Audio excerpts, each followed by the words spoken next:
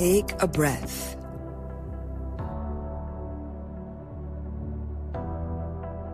Welcome to Space to Exhale, the podcast, weekly inspiration for self-care and soft living. I am your host, Lisa Hurley. I'm a 5-time Anthem Award winner, second-generation Reiki master and community builder, and I'm the author of the book, Space to Exhale.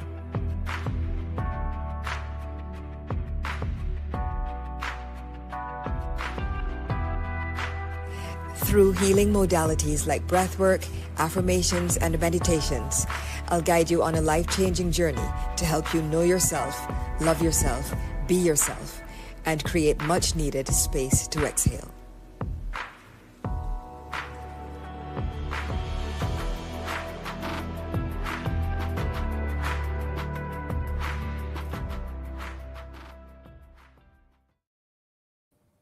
Hello, everybody, and welcome to Space to Exhale, the podcast. I'm your host, Lisa Hurley, and I'm here to remind us all to slow down, take a breath, say no to hustle culture, and yes to a life of ease. Today's guests are Mareisha Winters and Mareisha Winters Reese, and I'm so excited to have them here. Mareisha, Mareisha, welcome. Thank you so much. And now, folks, all of you who are joining us live, whether you're live or team replay, let me tell you who is joining us today, because y'all need to know who is in the room, who is on this stage. So Mareisha Winters is a pioneering thought leader, author, and founder and CEO of the Winters Group. Inspired by her coming of age during the civil rights movement, she has dedicated her career to breaking down barriers and bridging differences. She is the author of, count them, 8 books. 8 books, including Black Fatigue, How Racism Erodes the Mind, Body, and Spirit. We Can't Talk About That at Work, How to Talk About Race, Religion, Politics, and Other Polarizing Topics. Her contributions have earned national recognition, including being named a diversity pioneer by Profiles in Diversity Journal and a trailblazer in diversity and inclusion by Forbes. Winters holds degrees in English and psychology and an MBA from the University of Rochester, where she later became the first Black woman elected to its board of trustees. Wow, wow, wow, wow, wow, wow, wow. And now to Ms. Mareisha. Mareisha Winters Reese is the president and chief operating officer of the Winters Group. During her tenure, she has been instrumental in expanding the firm's offerings, growing its client base, and advancing its thought leadership. A former engineer, Mareisha brings a unique perspective shaped by her experiences navigating bias and underrepresentation in STEM, which fuels her commitment to equity and inclusion. She is the co-author of Black Fatigue, We Can't Talk About That at Work, and Racial Justice at Work. Mareisha holds computer science and engineering degrees from Spelman College and Georgia Institute of Technology, along with dual master's degrees from the University of Maryland. I don't know about y'all, but I lost count of the degrees. I don't know how many degrees we have on stage, but it's a lot. And Mareisha is currently pursuing a PhD in organizational development and change at Fielding Graduate University. Wow, wow, wow. All right, Ms. Mareisha. So folks, that is who is in the room, and we're going to get into today's topic shortly, which is Black Fatigue, Rest, Resistance, and Reclaiming the Self.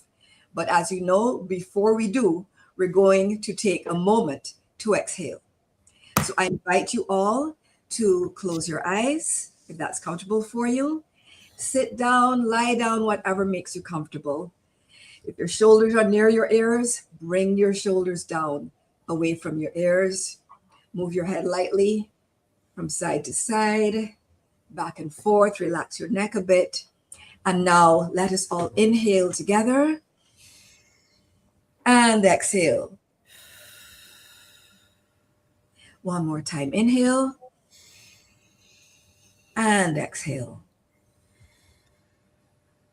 And last time, deep breath in. Inhale. And exhale. And as you know, every show, there's some affirmations that we choose to focus on to ground us in what we're going to be thinking about and focusing on during this show. And today, normally we have one affirmation, but today, this show is going to be deep. So today we have 2 affirmations. So the first one is, I am refusing to normalize fatigue as the cost of being Black. I am choosing to normalize fatigue as the cost of being Black. And the other one is, I am choosing restoration over inherited fatigue. Okay, and so as we go through the show, as we go through this conversation and this interview, bear those in mind. And with that, Marianne and Mary Frances. Did I call you Marianne? I'm so sorry. Girl, that's the nerves. You understand? No problem. I've been called much worse. Right. Mary Frances and Mareisha. Let's start. So Mary Frances, you gave language to something that Black people have carried for generations. The term, and you coined the term Black fatigue. So can you tell us how you came up with that specific term, and how do you define it specifically? Because there's a very specific definition of Black fatigue. Yes. So thank you for having us. And this is exciting to be on your show. So I was doing work for over 40 years. The Winters Group has done work in the corporate space. And of late, probably starting around 2016, we were doing a lot of work with Black employees. And I was hearing, particularly from younger employees, from millennials and Gen Zs, that we are we're tired, we're exhausted.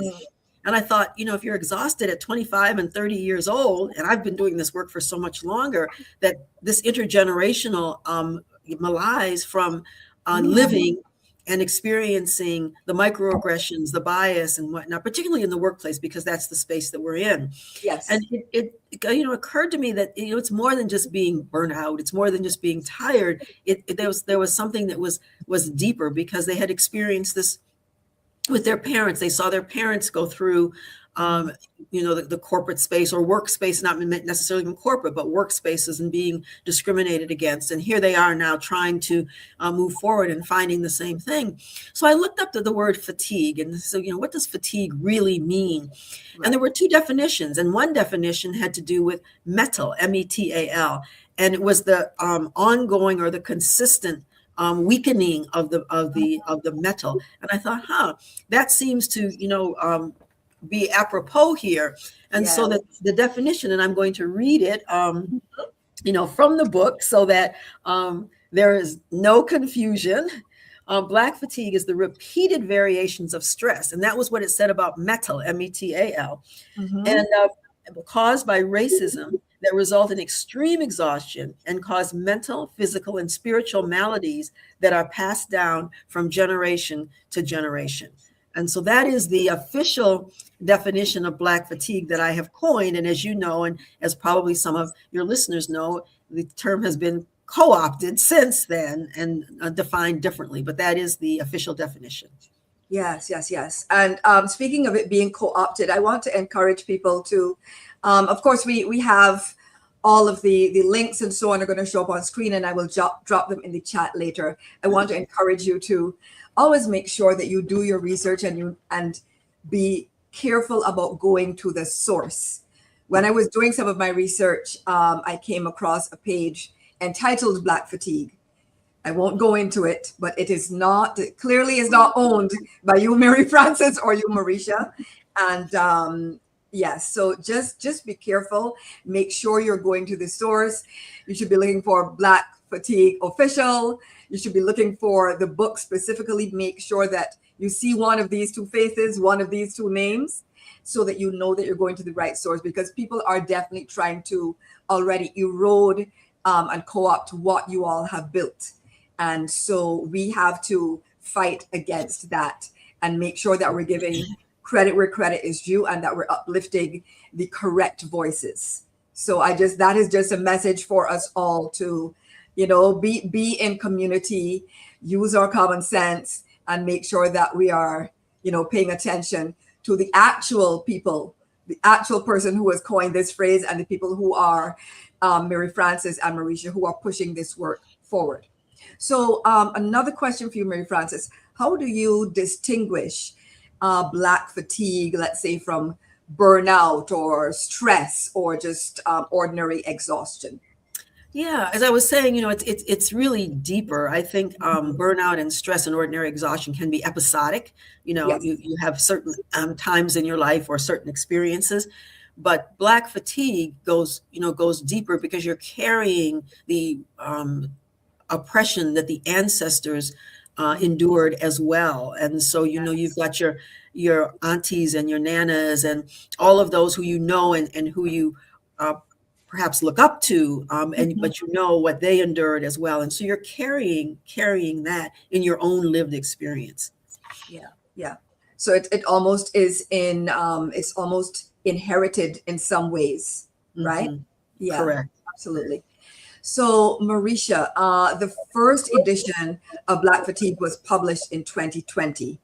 And we all know what was happening then. It was a moment of racial reckoning that was seen and heard and felt across the globe. What made this year, 2026, the right time for you all to publish a second edition?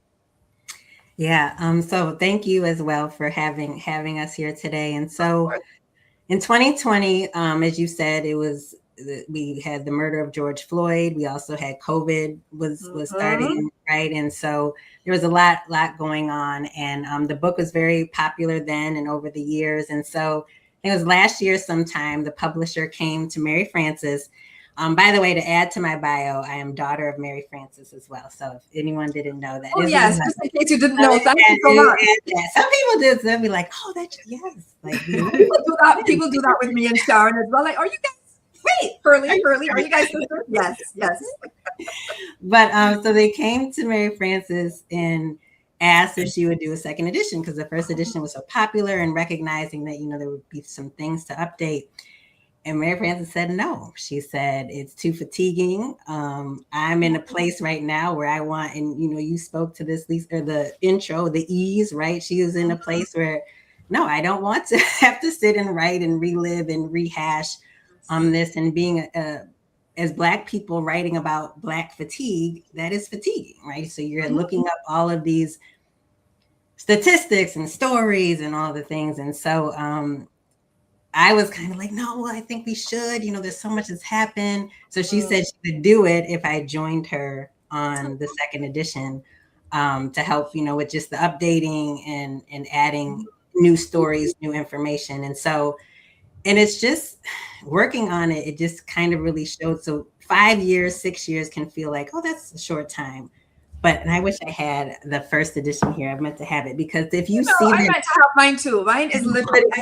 I have the current one. Right. The other one is literally right over there on my bookshelf, and I can't quite reach it.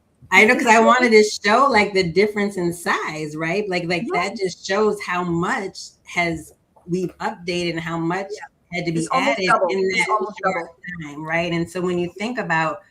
So we had 2020, as you said, we thought was a racial reckoning, a moment like we're okay, this is the time, right? This is the movement.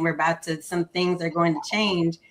And then now we're in a space where it feels like all of that is forgotten. All of, the retreat from DEI initiatives in the United States, the executive orders that came down in the second Trump administration, all of the, the DEI higher rhetoric. So all of that stuff, like we put into the book, we have AI is right. AI is big now, right? So how does that impact Black people and Black fatigue? So it was just really needed to enhance and expand and make sure this body of work stays relevant and up to date.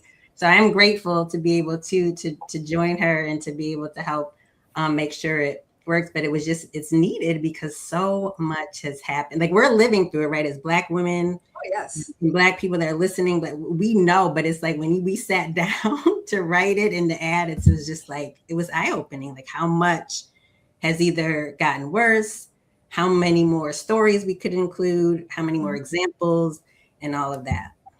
50%, actually 50% more content. Yeah. Can you show us, because I know you have both books there. Yes, 50% more. You guys who are looking at the screen can literally see the difference in the size between edition 1 and edition 2. Okay, so this is not, we're gonna, add a new preface. Right. Which, hey, nothing wrong if that's how you want to do your second edition. I'm not going to say to anybody because shoot, if I ever had to do a second edition of mine, I might just do another. but on a serious note, you all put in so much work. And when I was reading, because I read the first one when it first came out, right? And when I was reading the brand new edition, I was like, oh, this is not anything. I mean, I could see it, but I was like, this is not just a light, lipstick, some lipstick and mascara added, right? This is like, the plain facelift kind of work. Okay. So I just want people to know that if you have read the first edition, this is not a rehashing. The second edition truly is. It is new, 50% new content. As Mareisha said, AI is mentioned, and I was very happy to see that in the same way that you all are cited about, anything to do with Black fatigue and so on, that you cited Dr. Joy Buolamwini when you mentioned AI, because in that world of AI and inclusion and so on and algorithmic harm, she is one of the canonical voices. So I was really happy to see that you cited her and quoted her. So this the second edition is just next level. And Mareisha, something that really moved me when I read it is that you said at some point that you are sitting at a table that your mom built. You're sitting at a table that your mom built. And so how does that feel? It feels both rewarding and also I don't want to say pressure, but there's a lot so I've worked with my mom. I'll say with my mom. It started as for my mom, now it's with my mom. But for I think 14 years now. And I often speak about just how this job has been the most I've put into a job, because I'm thinking about the legacy, right? I'm thinking about, I remember when Mary Frances started the business in the basement of our home. I was like 5 or something, but I can visibly see that basement office. Right. And I remember going in there and playing. I was like, I'm gonna be boss CEO too, and playing all of that. And so it's meaningful in a way that I know that I have a responsibility to carry on, right, this legacy and this vision, because Black women owning businesses, Lisa too, that's not a norm. That's not, and it's not easy. And it's not easy. It is hard when you think about getting capital, when you think about, things like that. It's not easy. And so for her to have done this for 40 plus years, I don't know what year we're in, and I'm able to support and bring it forward is it's just rewarding and meaningful, and it just means a lot. And I'm grateful to her. Not everybody has a mother or parent that will put you in spaces that help you succeed. I mean, even her adding me on the second edition was intent. There's intention in that. It's not just, oh yeah, come do this, but it's there's for it's building. Yes. Yeah. So I'm grateful, and I'm just grateful to be able to do this. And even in this time when it's a difficult time for our business primarily is diversity, equity, and inclusion. But I'm still look, we gotta figure out how to keep this going, because another 40 years of the Winters Group. So long answer to just, I'm grateful. I think it's a rewarding time, and I'm very appreciative of Mary Frances for bringing me in and believing in me, right? Having just that confidence in me as well. Of course. Oh, that's lovely. I love that. So we were talking about how much more material there is in this new second edition. So, and you clearly did a lot of research in order to be able to update the book in a meaningful way. So was there anything that the research revealed to you that even both of you were surprised by? Were there any surprises in what you learned as you were researching? I don't know about surprises for me, but one chapter in particular. So in the first edition, there's a chapter called Sublime Ignorance, because I remember after the murder of George Floyd and so many others during that season, corporate executives were saying, oh, we didn't know that racism was still so rampant, and so now that we know, we're going to issue these statements, and we're going to focus on particularly on anti-racism. We're going to particularly put our focus there, and we're setting all of these goals, and we're going to do this, and we're going to do that. Mm-hmm. So I wrote a chapter called Sublime Ignorance, and it was kind of like, how could you not know? How could you live, in not just in the United States, but how could you live in the world and not know that racism is still? But that was the claim back then in 2020. So that chapter had to be totally rewritten, and it's now called From Sublime Ignorance to Deliberate Erasure. So now that you can't claim you don't know anymore, because now you know, but you've decided to ignore it, to deny it, not just ignore it, but to deny it, and to erase that the parts of the history that you don't like, the parts of the history that are negative. And so that whole chapter in 5 short years wasn't relevant anymore, had to be rewritten. So it's From Sublime Ignorance to Deliberate Erasure. Yeah. I remember being interviewed years ago, probably around 2020-ish as well. And the interviewer said something about, non-Black people listening and learning. Right. And I said, with respect, I would like us to get beyond listening and learning to actually changing. Can we get to some implementation? Right. Can we get to some restoration? Can we get to some reparations? Mm-hmm. Right. Because I feel like we often stay in this on a treadmill of listening, learning, as you said, Mary Frances. Oh my gosh, I had no idea. And we stay there, or as you said, we're in a period of erasure now where books are being banned and so on. And that in itself is exhausting, because in some ways it feels like you keep having to say the same things, you keep having to do the same work.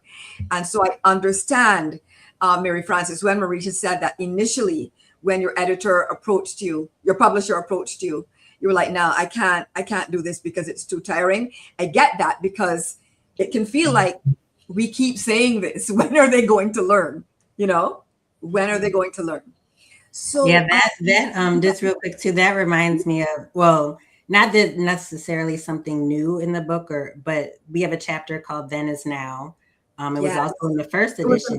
So the idea is that then what was some of the statistics, the disparities, the biases, the racism from then is prevalent still now. And so for me, that was probably one of the hardest chapters to update. I actually kept putting it off because I'm like, there's so much I have to research and find these statistics, and there was so much to update. So it's just like, then is still now, and it wasn't updating it for the better, it's updating for the worse. So it's just like that type of stuff where you're just like, again, the rehashing, right? It's just like, we're still here and stuck in this. So for me, that was one of the pieces, which also confirmed or affirmed why we need to do this again, or need to do the second edition, because it's just like, there's so much happening. And then even writing it. So it was the recent US Supreme Court case, the voter case, the Calais versus Louisiana, I think. So while we're writing, stuff is happening and updating, and it's kind of right. And so you're like, well, what is this? What's the outcome going to be? Can I, we have, so there was so much in it that we're like, well, we don't know how this is going to turn out. But at the time of writing, this is what's happening. And it's like, right. So it's even that, it was just there was so much new stuff. We're like, oh, do we add this? Or, oh, how do we keep it updated? So that we might need a third edition, but let me not put that out there.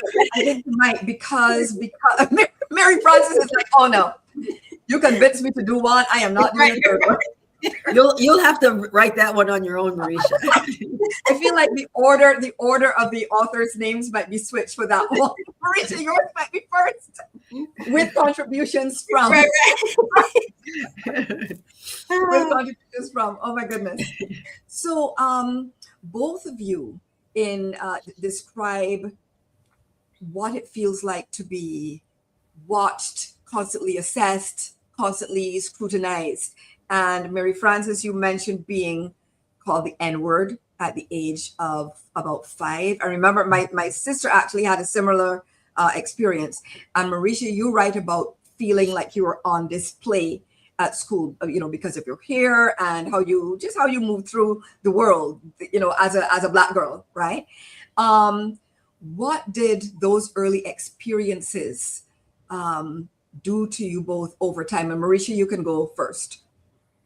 Yeah, so in my chapter, so one of the new chapters is Mareisha's Black fatigue. And so I just think about from childhood to now, like just different experiences. And so what you're talking about with the hair, I speak to, so I went to predominantly white schools growing up, and my hair, I would get my relaxers and things, but I don't know how it is now, but I remember back in the day, as the relaxer starts growing out, then things laying right. And so I would be able to, like, if I had bangs, I could stick them up straight and they just stay, right? And so it's something that folks with more straight, like what not kinky coily hair really can't do. You put it up, it falls. And so I speak about that in the book, but I speak about it in a way that at the time, like it wasn't malicious to me. Even to this day, it wasn't like, like, oh, they're look at the Black girl, her hair stands up. It was like a fascination of like, oh, how can you do that? Let me see you do that. And then also, the neck roll that Black women can do. And, it's like, do that thing with your neck. Yes. And so for, like, back then it wasn't like, I didn't think of it, but it's something that stayed with me. So it was obviously like something, like one of those core memories where I'm just like, I knew that there's something different about me. And so when I think about it, like even to this day, like in my adulthood, like I'm still navigate spaces where if I'm the one of only, where I'm kind of like on this, like, oh, are they watching me? Are they looking at me? Like, oh, do I have to dress a certain way or be a certain way? Even right now I live in the South, and that's, I'm very, I think it's also in the times we're living in the US, like I'm just very on high alert of like, okay, I'm a Black girl in the South. Like how are people viewing me and looking at me? But, so yeah, so it is something that has stayed with me, of just kind of like knowing that I'm different from what folks may consider the norm. And I think one thing that's helped me is being able to work with my mom, like in a space where it's like, I could be blackety black and it's fine, right? It's like where in other workspaces, I was definitely more conscious of being the other, like not the norm, being the only Black girl in the space and having to perform or act in a way that it wasn't even natural to me. And I know we have this introvert thing, Lisa, right? So it's like even that, like being in, even though introvert is not like a Black thing, but it was just like knowing like, oh, I have to perform and be more like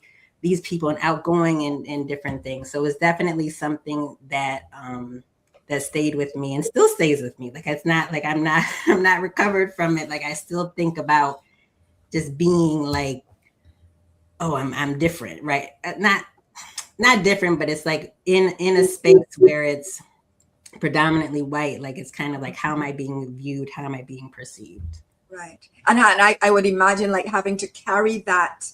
It's almost like what W.E.B. Du Bois calls that, that double consciousness. Yeah. So you're walking through the world, and then you're also constantly aware of how am I being perceived. Right. How it's being perceived. And Mary Frances, what about you? I mean, being called the N-word at age 5, and obviously you still remember that. Like, what was that like for you? Yeah. So yeah, and still remembering that, and you can tell that it's been a long time since I was 5 years old. But it was such just a few years. It was such a transformational experience. There were only 2 Black children in the kindergarten class, and this little boy called us the N-word, and we didn't really know, because our parents didn't, use that word, so we hadn't really heard it, but we knew it was mean because he said it in a mean way. And I think that was the beginning of my activism, actually, because it was like, so you're 5, and then your little 5-year-old brain, I'm thinking, you mean somebody like might not like me because of the color of my skin? Because I hadn't really thought that way at 5 years old. And so from then on, again, I went from this carefree little kid, the world is mine, and boop, boop, boop, skipping and jumping and hopping, to like being cautious. Oh, you know, he didn't like me because, you know, and so I started to, you know, my parents started to talk to me about racism and about those things. And at 5, I just remember being like, what? You know, why would that make somebody not like you? Think again, this is a 5-year-old brain, right? Trying to figure this out. Right. And at 5, you can be a little bit logical to say, that doesn't make much sense. You know, why would somebody not like you because you're brown, you know? So I think from then on, I kind of probably knew what my path was going to be, because it stuck with me. And as I said, I remember what this kid looked like. I remember his name. I remember the kindergarten teacher's name. I remember taking us into the little coat room, you know, and we were crying. I remember this happening and all of the details of it to this. I even remember what color shirt he had on. Wow. And oh my goodness. So here's the thing. That is what, you know, maybe some in the mental health community might call like a traumatic incident, right? If you're still remembering it and you can remember all those details, it clearly is like a core, deep, you know, traumatic memory. And it makes me think of all the, you know, sometimes you see this kind of commentary online with non-Black parents saying, oh, you know, we don't want our children to know, we don't want to talk about racism, we don't want to talk about color, they shouldn't be seeing color at this age. Well, guess what? Little Black children have to see color and and their parents have to have the talk with them, and they're being bullied and being called the N-word at age 5 or even earlier, right? And so if little Black and brown children are being treated in that way, that I feel like, you know, little white children need to be taught not to treat people that way. But it has to start in the family. I mean, that is probably like a whole different topic and a whole different show. But I just want to say, look at how traumatic that was. You still have it. And so looking from the outside looking in, to me, your Black fatigue started then. Oh, it did. And I think I say that. Maybe I don't say that, but I think I say that. But what's interesting, Lisa, when I tell this story to others, they will comment on how their first experience with racism, or knowing that the color of their skin made a difference, was around 5 or 4, like you were saying, at an early age. So many people have had I call it my Billy experience, because the kid's name is Billy. My Billy experience. Lots of people have shared they had it then too. So many of us are carrying around this, you know, this trauma that happens at a very, very early age. So sad, so sad. Well, let's go to a slightly happier topic. So, Mareisha, you talk about Spelman, right? You talk about Spelman as a place where you kind of experience the opposite, as opposed to feeling othered and excluded. And like if you're on display, you felt, you know, like you didn't have to perform, like if you could just be yourself. So can you tell us more about that experience of being at Spelman and, you know, like the relationship between, you know, belonging and Black fatigue and rest and all of those things? Because I feel like they're all interrelated. Yeah, so I did not even want to go to Spelman at first. And so I was ready, set, going to Penn State. I had my full ride. I had spent a summer there. I was like, that's where I'm going. And Mary Frances was just, she didn't push it, like, and I think I write about this in the thing, because she wasn't pushing Spelman, but she just like, well, let's see, you know, we went to visit and different things, but still didn't push it. But I knew that was her school for me, but it wasn't like no, you must go to Spelman. Right. And I remember one day, like around when it was time to make a decision, I remember waking up that morning and it was just like Spelman. Like it was like Spelman is the choice, is the school. And I think I might write it. There was like the ancestors must have been speaking or something. Right. I was supposed to ask.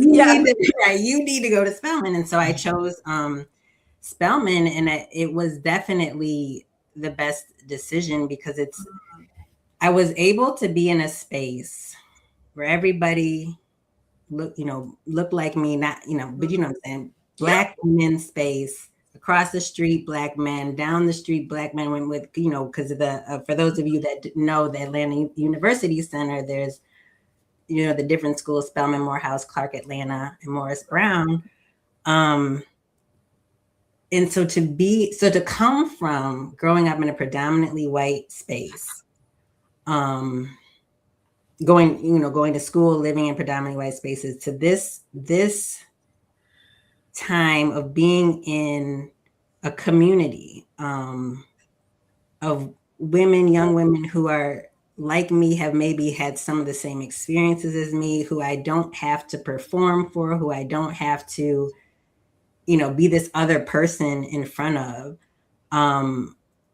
It was needed. And I think back, like, if I didn't have that, because, you know, now being in after school, going into the workspace, it's back into that predominantly white space, right? Like, and so I'm like, if I didn't have that moment, I don't know how I would have been right now, just to be able to have that experience of community. And I think that's what's often talked about with Black people, right? Is like, we have to find our community of people. Like, when we're dealing with this Black fatigue, when we're dealing with racism and all the things, it's so important to have the community. And also during my Spelman time, my father passed away.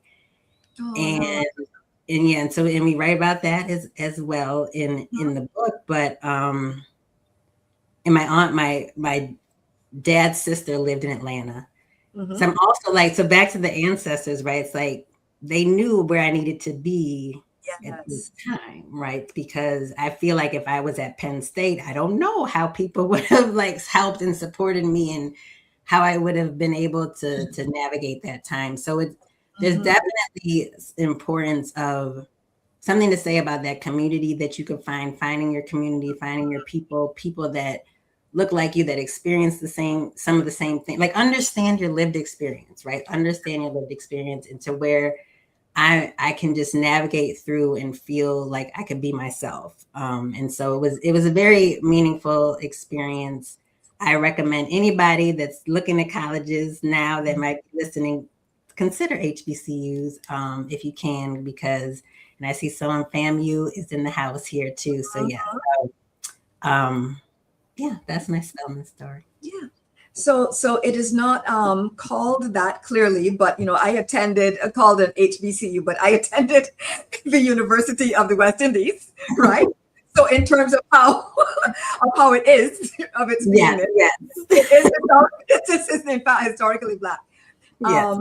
And, you know, when I read that part of the book about you feeling so at home, surrounded by people who looked like you and people to whom you did not have to explain yourself, it reminded me, frankly, of growing up in Barbados in general, and also attending the University of the West Indies, where I did my bachelor's, right? Because there is an innate relaxation to not having to constantly feel on guard, to not having to constantly feel like you have to fit in, to not having to feel like you have to alter yourself, without having to feel like you need to code switch just in order to be accepted. And another thing, because of course you remember at the beginning of the show, and I was reading, and let me tell y'all, first of all, it wasn't even the full bios that I read, okay? I just, all of y'all who are watching and listening right now, those were partial bios, very much partial bios. And so y'all have degrees on degrees and certificates and qualifications and all of that. And of course, professional experience out the wazoo. And even with that, there are times where if you are in a majority non-Black or majority white situation, where you have to explain yourself, where you have to slide your credentials across the table, where you have to prove your expertise, versus when you're quote unquote with your people. To me, there are less times where you have to do that. Have you found that, Mary Frances, in terms of you being an entrepreneur and some of the clients you work with?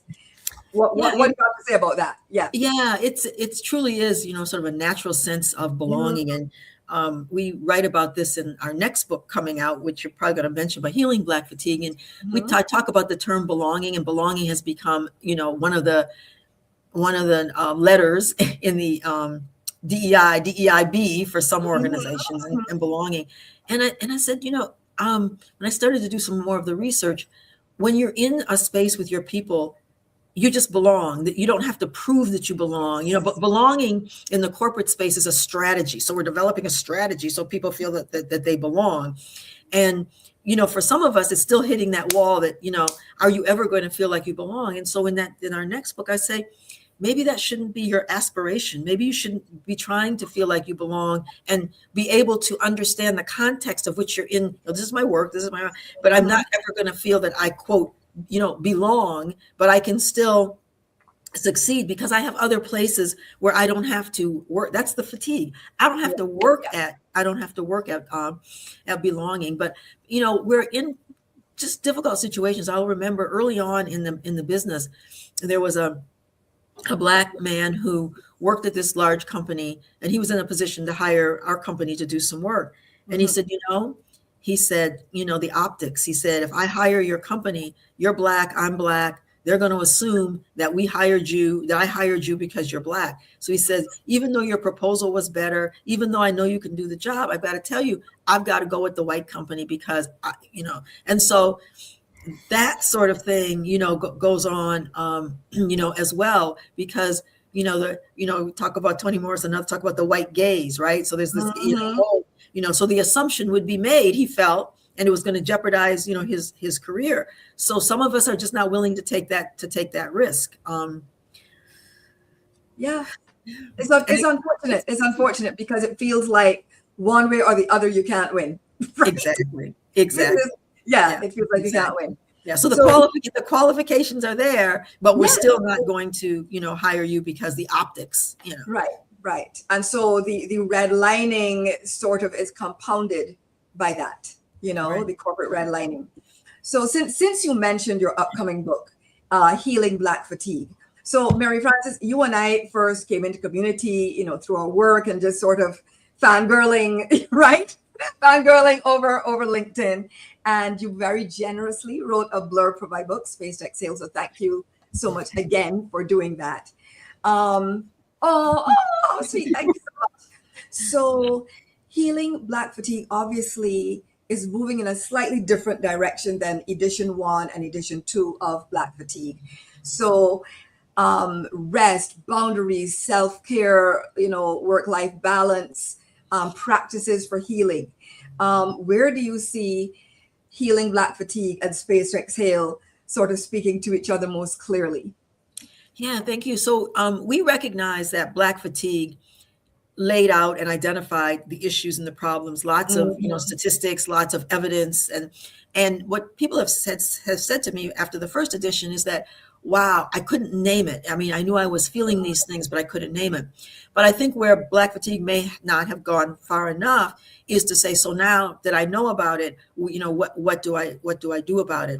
So healing Black fatigue is still, a lot of research based. We talk about African-centered psychology versus Western-centered psychology, and how some of the types of diagnoses that are made in Western-centered psychology are not holistic, don't take into account the oppression, that has occurred. So I think where we intersect is some of the recommendations in terms of how do you heal, and I think, Space to Exhale, speaks to that, in great depth, of course.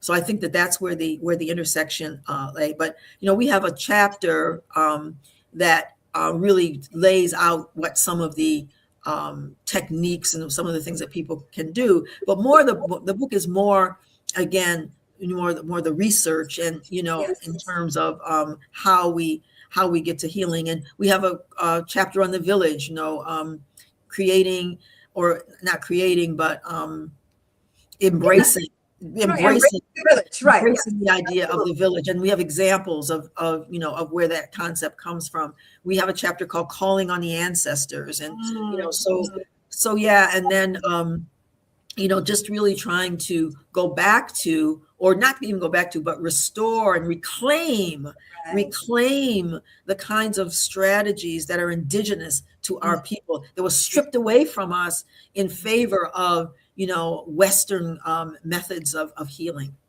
Yeah, absolutely. And I'm just going to take an opportunity now and shoot my shot that you guys have to come back in October, because that book, Healing Black Fatigue, comes out in October, right? Correct.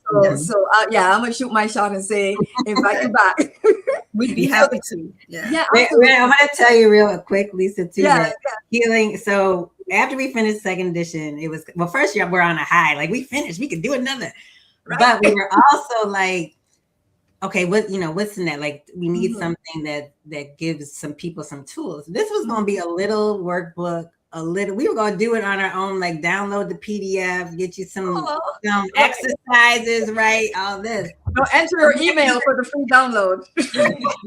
And so then we were like, well, maybe the publisher can make it look, better. So maybe it doesn't have to be a PDF, but still just a workbook.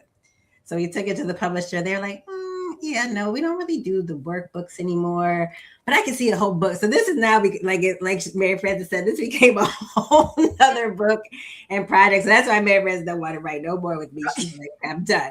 But I just thought it was funny because we really thought like, oh, it's just going to be some little, few exercises and we're done.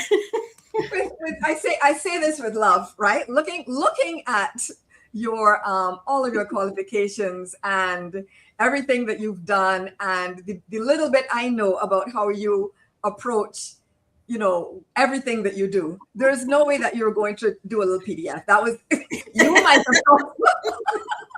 I'm glad you know us. You know us better than you know ourselves, because we were like, yes.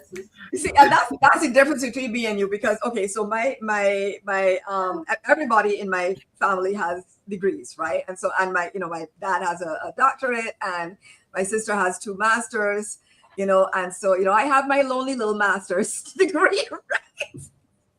And let me tell you, it's not, and I love learning, and I actually really enjoy research. But after finishing my master's, I was like, there is no way, I can't. Right? Whereas you're like, ooh, I would do a doctorate. Listen, no, I'm sitting here some days, I'm like, what? Why did I do this? Doing a PhD, God bless you. And and congratulations in advance, because I know that you're going to actually follow through and finish it. But there was no way y'all were ever just going to do a pamphlet. It was just never going to happen. It was not going to happen. I guess I really thought we were, but Black excellence, and that's something that is like, you don't harp on it in the book, but it kind of is one of the through lines by default. In some circumstances, you just can't help who you are, how you've been raised, your nature and your nature and your nurture, right? And the Black excellence is going to show up and show out. Right. And so for you all, I mean, what Mary Frances, I don't know if Healing Black Fatigue was at book number 9, number 10. I don't know, right? It's just, I don't even know either. Right? And I love that, because I mean, one of the things when I first read edition 1 of Black Fatigue, I actually sat down and just, it was like a page, it was like I was reading like a spy mystery thriller thing. I was like turning pages, oh my gosh, this is amazing. And it reminded me of when I read Caste, right? Mm-hmm. Isabel, yeah. Oh my gosh, I was like, oh my gosh, this is excellent. Yes. The level of writing, the level of scholarship, and that's how I felt it. I was of course interested in the topic, but then the scholar in me and the writer in me, I was so impressed by the level of research and scholarship and the work that because that gone into it, right? Because we're in an AI world. Mm-hmm. We're in an AI world, and people think, oh, I want to write a book. I'm just going to run some prompts through AI. you know, and with, you know, again, with, it's with respect or with disrespect? With disrespect, actually, with disrespect, right? If you produce your entire book with AI, you are an excellent prompt creator. But I would not call you a writer. Right. To be a writer, you have to actually write. And so one of the things that impressed me so much about, you know, edition 1, edition 2, everything that I've seen you write is that it is written, it is researched, thought has gone into it. Mm-hmm. And you also are able to somehow navigate that line between being, it is well researched, but it's not dry. You know, thank you. Thank you. With interest and personality. And so, yeah, I mean, hats off to you both. Thank you so much. Now that I've been nattering on and fangirling, let's get back. One of the concepts you talk about is in the chapter about black women called Say Her Name. I believe that chapter is called, right? Say Her Name. And so you talk about the chief counselor and consoler. You talk about, chief counselor and consoler fatigue. One of you can decide between you, but one of you tell us about what that is, the chief counselor and consoler fatigue. Tell us more about that, please. Who wants to go first? Mareisha? Francis does. Okay. Oh, I do. So I think that Black women in particular are often put in a position. So we know that the predominant person who has occupied that space of chief diversity officer is Black women. And we now know, and it's not the 500 to 600,000 Black women who've lost their jobs in the last year and a half. They're not all obviously, chief diversity officers, but many of them are in fields that are counseling fields, healing fields that where you're in a position, you're a social worker, you're a therapist, you're in a corporate space where you're, chief people officer or those kinds of roles, right? That require you to have a certain level of empathy, and and that can be so fatiguing because, I don't know about, most of us, will have that empathy and will the emotion that comes with trying to support and help, and help other people.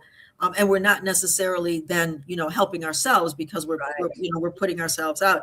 And oftentimes in the corporations, it was an additional job. So even if you were the engineer, they would ask you to be on the diversity committee, right? No extra pay, but Black person, let's put them on the diversity committee. So now, in addition to your day-to-day role that you were, hired to do, you now have this additional role, as well. And so that's, again, more emotional toil because the topic of, trying to support an organization to be more diverse when it might be performative. So they really don't want to do it, but they've developed this diversity committee, right? And you're on it.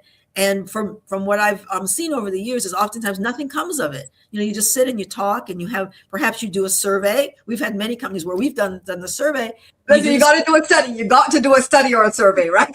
Right. And the results come out and it shows that there are disparities and that people of color don't feel as well respected and blah, blah, blah, blah, blah. All of the things that we already know.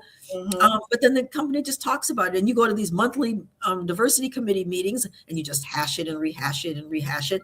And no systemic change occurs. Yeah. Fatiguing. Very fatiguing. I call that kind of thing performative helposity, right? So you're appearing to make progress. You're appearing to help. You're appearing to be actually doing something about the problem, but it's just performative. Right. So you're seeming to help. You're seeming to be making progress. You're actually not. You're just on a treadmill, motion, but no progress. Right. And that in itself is fatiguing. If in fact you want to make progress, it is fatiguing to not be able to do it and to be constantly gaslit. Because that's part of the whole experience as well. We've done this study. It's going to take us about 18 months to implement it, implement the recommendations, and then 18 months pass, and all of a sudden the budget is lost, And okay, exactly. The advocate, that the champion is gone. The champion is gone. Oh, let's start again because now this is no longer relevant. Let's do another study, and on and on and on. So I completely understand that. Another question for you though is, does the role of, shall we say, chief counselor and consoler, is that only in corporate spaces, or is that also sort of in interpersonal, personal spaces as well? Is it only corporate? You want to take that? I think it's both. I think Black women are often, the ones that we feel like we're doing everything, right? We have a lot to take on, and we don't often think and stop to take care of ourselves, because we just, part of it, I think, is in a woman's nature to be doing, helping. Yes. It's some of the society, right? How societal norms are that we're supposed to take care of all of this stuff. And I also just think about with Black women and what happened in the recent election, how we're always like the 92%, right? It's like we're always like they're doing stuff. We're always the saviors and coming out to save. And it's like, but that it just puts the toll. So it's in both spaces. It's in personal spaces, interpersonal spaces, that we are often the ones taking on the most and the brunt of all the things. Yeah, of the care, of providing the care. I have a question for you all from someone in the audience. So, and this is Sylvia Paris Drummond. Sylvia, thank you so much for being here with us. So how do we respond in the moment is her question, in terms of when one is given this role, or when one is sort of like assigned to the diversity committee and so on. Like, how do you respond? Let's say if it's something that you don't really want to take on, or if you don't want to be the carer or counselor in chief, how do you respond in that kind of circumstance? Thank you so much for this opportunity. Can we talk a little bit more about what this would entail and how many hours it would entail and how you see this fitting into my other roles and responsibility? But I do appreciate you thinking of me for this role. Love that. Love it. Yes, well, you're not saying no, but you're putting the person on notice that you want more. You would like more information, and so yes, it's not going to be just not going to be so easy for them. Like, you have to put the weight back on them to justify it, and also you have to sort of say the thing that this is in fact another job. You have to say it without saying it. Right. Exactly. Right. You just gave us the perfect. How are we going to adjust my current responsibilities and compensation? Right. And salary. Yeah. Right. Right. Because free is canceled. Free is completely canceled. So, one of the ideas that you talk about in the book that I absolutely love is joy. Is joy, because, and both of you mentioned this at different times, that you are still joyful in the midst of fatigue. So how do you hold on to your joy in the midst of dealing with Black fatigue? And Mareisha, let's start with you, and then Mary Frances will go to you.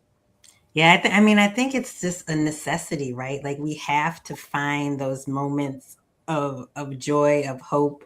Even Healing Black Fatigue, the second title, or whatever you call the second title, it has joy in it, right? It's like, so joy is so important. And so for me, one of the ways, like, I find myself at moments in these times, like, getting too deep, like, I'll watch the news too much, I'll be, on social media too much, where it's all this doom. And I'm like, I have to shift my mindset and thinking more like being grateful, like the power, like, I know that people talk a lot about the power of gratitude thinking. And just the other day, because I was like down about something, and I was like, I'm having this negative talk in my head, and I think that's bringing me down. So I was like, let me twist that around. Let me think about joyful things. Let me think about things I'm thankful for. And it helped, right? And so I think in some ways for me, the way I find joy is like in the little things. I might go for a walk and just notice I was taking pictures the other day, posting in my stories, just like things I see on my walk that is like, and it's a random, like this flower was blooming. That was the only flower there, like, and it was kind of like in a weeded area, but I was just like, oh, like, look at how, like, that moment. So I think,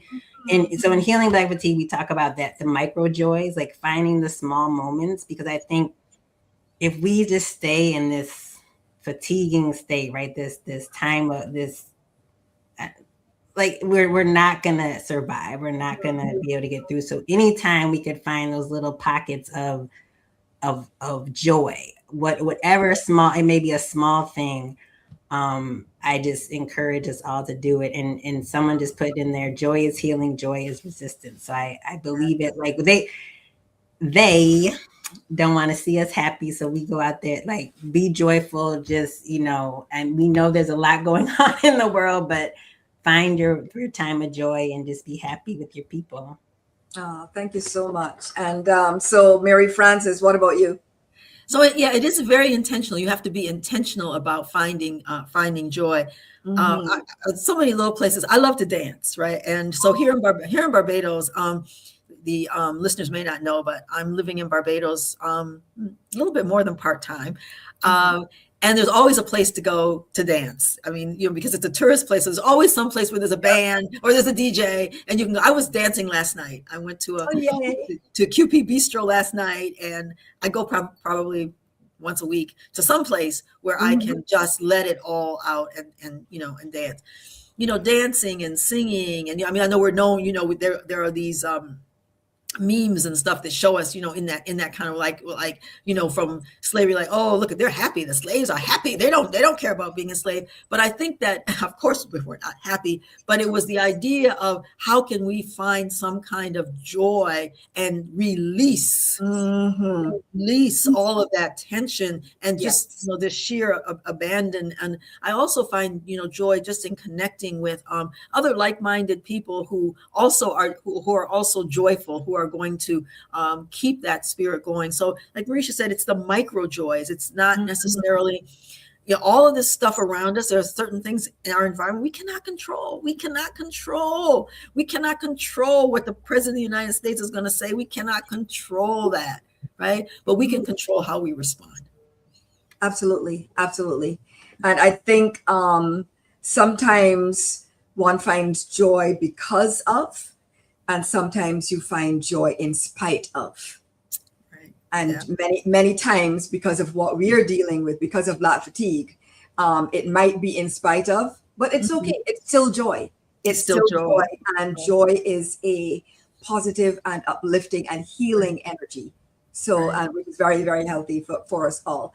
And so last question, I know we're at time, and this has been absolutely wonderful. So last question before we go, Mareisha, I'm going to give it to you first, and then Mary Frances. So what does space to exhale mean to you right now?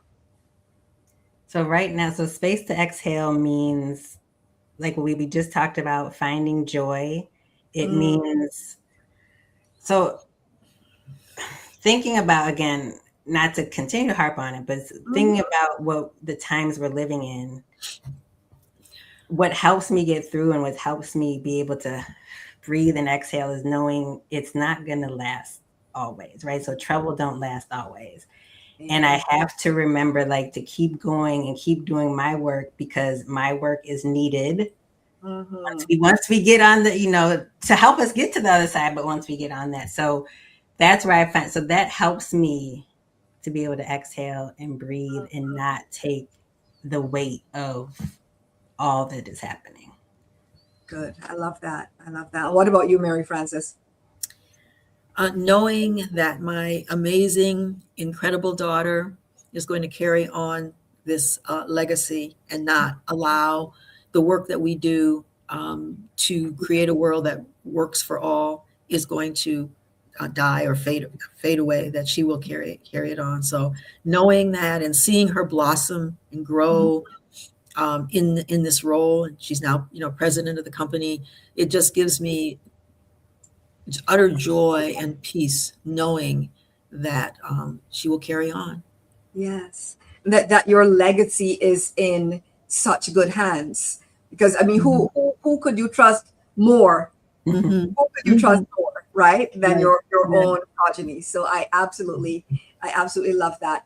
And with that, folks, that is the end of our show. Mary Frances and Mareisha, thank you from the bottom of my heart. This was absolutely wonderful. Thanks for blessing us with all of the goodness, all of the bars, all right, everything that you said. Thank you. And we'll see you in October. We'll be back. You will definitely be back in October. We're gonna chat after this. And folks, all of you who are viewing and listening and who have joined us, whether it is live or on the replay, thank you so much for joining me here on Space to Exhale, the podcast. Goodbye for now. And until next time, remember that you deserve time and space to exhale. See you next time. Bye. Thank you for joining me on Space to Exhale, the podcast. If today's conversation resonated with you, please subscribe, follow the show, and leave a review. Every rating, review, comment, and share helps more people discover these conversations about rest, well-being, healing, and living with greater ease. Join me live every Tuesday at 12 p.m. Eastern Time on LinkedIn, YouTube, and Facebook, or catch the replay wherever you listen to your podcasts. To stay connected between episodes, visit spacetoexhalebook.com, subscribe to the Gentle Breath newsletter, and explore my award-winning book, Space to Exhale. Until next time, remember, you do not have to earn rest. You do not have to justify your joy. You do not have to prove your worth. You are already worthy of love, worthy of care, and worthy of having time and space to exhale. Ashe.